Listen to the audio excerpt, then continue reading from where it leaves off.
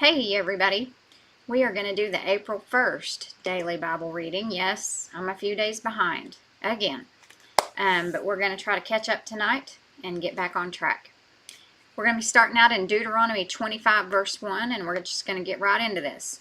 If there is a dispute between men and they come to court, that the judges may judge them, and they justify the righteous and condemn the wicked, then it shall be, if the wicked man deserves to be beaten, that the judge will cause him to lie down and be beaten in his presence, according to his guilt, with a certain number of blows.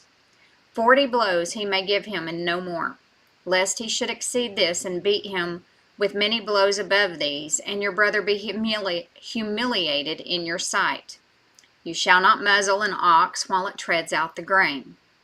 If brothers dwell together, and one of them dies and has no son, the widow of the dead man shall not be married to a stranger outside the family. Her husband's brother shall go in to her, take her as his wife, and perform the duty of a husband's brother to her. And it shall be that the firstborn son which she bears will succeed to the name of his dead brother, that his name may not be blotted out of Israel. But if the man does not want to take his brother's wife, then let his brother's wife go up to the gate to the elders and say, My husband's brother refuses to raise up a name to his brother in Israel. He will not perform the duty of my husband's brother. Then the elders of his city shall call him and speak to him. But if he stands firm and says, I do not want to take her, then his brother's wife shall come to him in the presence of the elders, remove his sandal from his foot, spit in his face, and answer and say, So shall it be done to the man who will not build up his brother's house. And his name shall be called in Israel, the house of him who had his sandal removed. If two men fight together, and the wife of one draws near to rescue her husband from the hand of the one attacking him, and puts out her hand and seizes him by the genitals, then you shall cut off her hand. Your eye shall not pity her. You shall not have in your bag differing weights, a heavy and a light. You shall not have in your house differing measures, a large and a small. You shall have a perfect and just weight, a perfect and just measure, that your days may be lengthened in the land which the Lord your God is giving you. For all who do such things, all who behave unrighteously, are an abomination to the Lord your God. Remember what Amalek did to you on the way as you were coming out of Egypt, how he met you on the way and attacked your rear ranks, all the stragglers at your rear, when you were tired and weary, and he did not fear God. Therefore it shall be, when the Lord your God has given you rest from your enemies all around, in the land which the Lord your God is giving you to possess as an inheritance, that you will blot out the remembrance of Amalek from under heaven. You shall not forget. And it shall be, when you come into the land which the Lord your God is giving you as an inheritance, and you possess it and dwell in it, that you shall take some of the first of all the produce of the ground, which you shall bring from your land, that the Lord your God is giving you, and put it in a basket, and go to the place where the Lord your God chooses to make his name abide. And you shall go to the one who is priest in those days, and say to him, I declare today to the Lord your God that I have come to the country which the Lord swore to our fathers to give us. Then the priest shall take the basket out of your hand and set it down before the altar of the Lord your God. And you shall answer and say before the Lord your God, My father was a Syrian, about to perish, and he went down to Egypt and dwelt there, few in number. And there he became a nation, great, mighty, and populous. But the Egyptians mistreated us, afflicted us, and laid hard bondage on us. Then we cried out to the Lord God of our fathers, and the Lord heard our voice, and looked on our affliction and our labor and our oppression. So the Lord brought us out of Egypt with a mighty hand and with an outstretched arm. With great terror and with signs and wonders he has brought us to this place, and has given us this land, a land flowing with milk and honey. And now, behold, I have brought the first fruits of the land which you, O Lord, have given me. Then you shall set it before the Lord your God, and worship before the Lord your God. So you shall rejoice in every good thing which the Lord your God has given to you and your house, you and the Levite and the stranger who is among you. When you have finished laying aside all the tithe of your increase in the 3rd year, the year of tithing, and have given it to the Levite, the stranger, the fatherless, and the widow, so that they may eat within your gates and be filled, then you shall say before the Lord your God, I have removed the holy tithe from my house, and also have given them to the Levite, the stranger, the fatherless, and the widow, according to all your commandments which you have commanded me. I have not transgressed your commandments, nor have I forgotten them.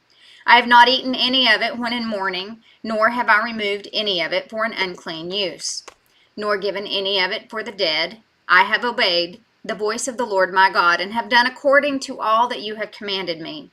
Look down from your holy habitation, from heaven, and bless your people Israel, and the land which you have given us, just as you swore to our fathers, a land flowing with milk and honey.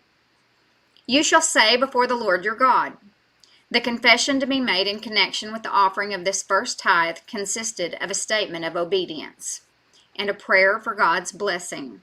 In this manner, the Israelite confessed his continual dependence on God and lived in obedient expectance of God's continued gracious blessing. Look down from heaven.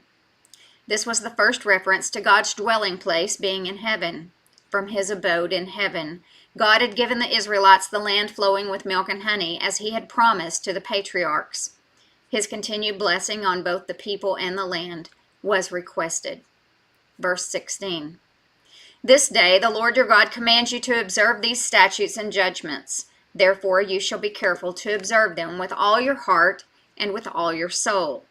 Today you have proclaimed the Lord to be your God, and that you will walk in his ways and keep his statutes, his commandments, and his judgments, and that you will obey his voice.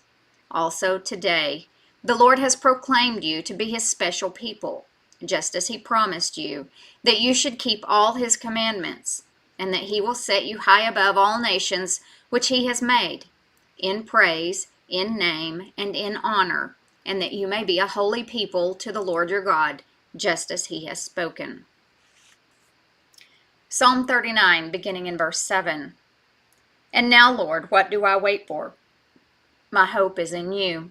Deliver me from all my transgressions. Do not make me the reproach of the foolish. I was mute. I did not open my mouth, because it was you who did it. Remove your plague from me. I am consumed by the blow of your hand.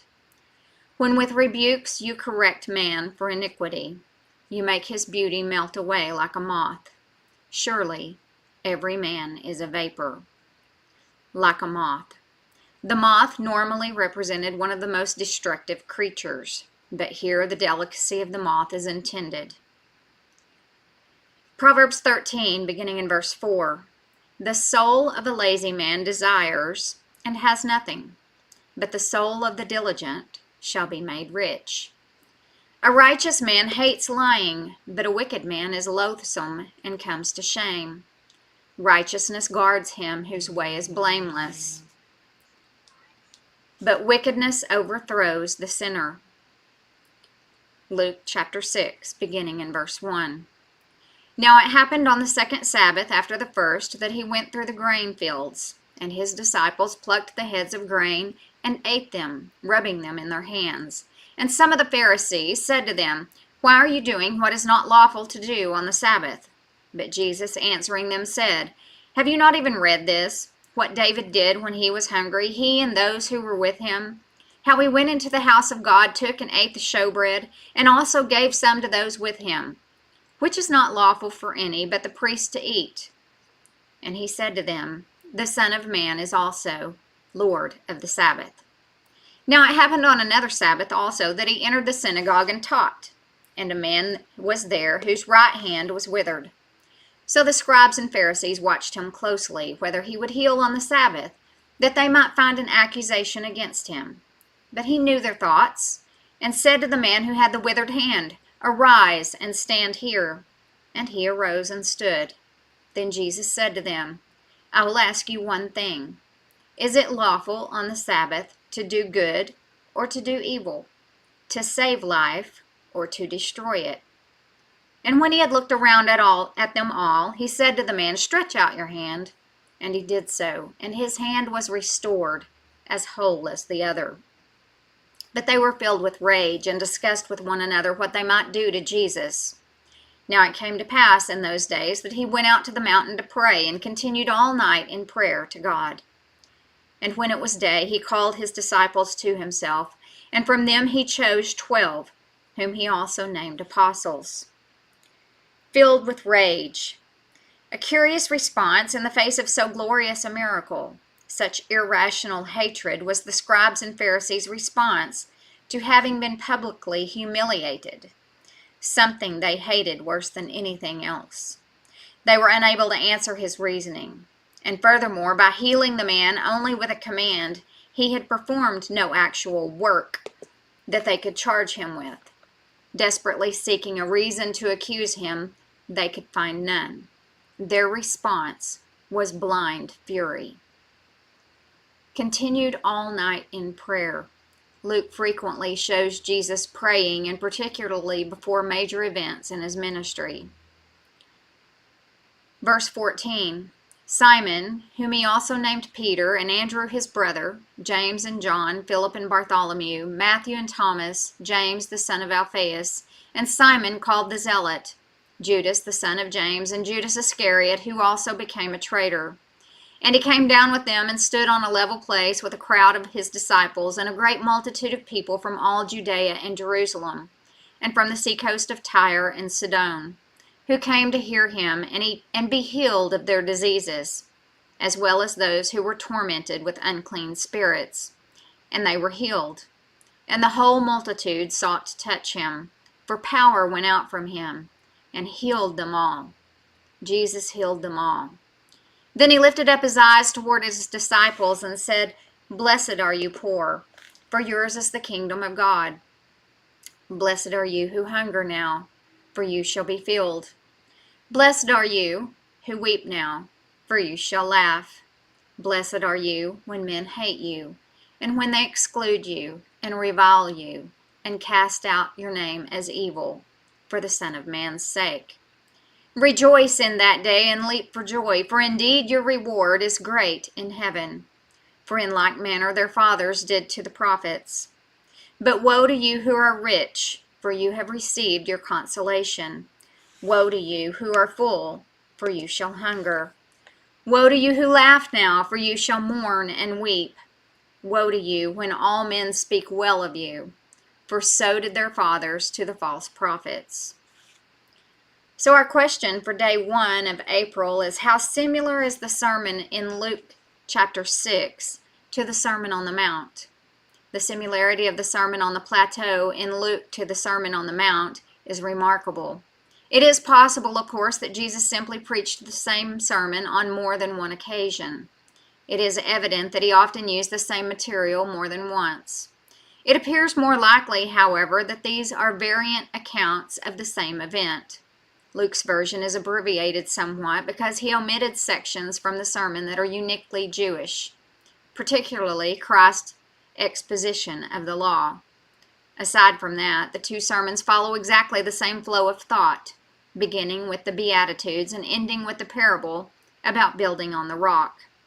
Differences in wording between the two accounts are undoubtedly owing to the fact that the sermon was originally delivered in Aramaic.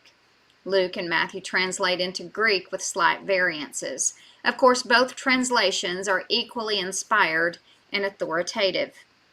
Luke tells us the sermon was given on a level place after coming down from a mountain. In Matthew 5:1 it says on a mountain. These harmonize easily if Luke is referring to either a plateau or a level place on the mountainside. Indeed, there is such a place at the site near Capernaum where tradition says this sermon was delivered.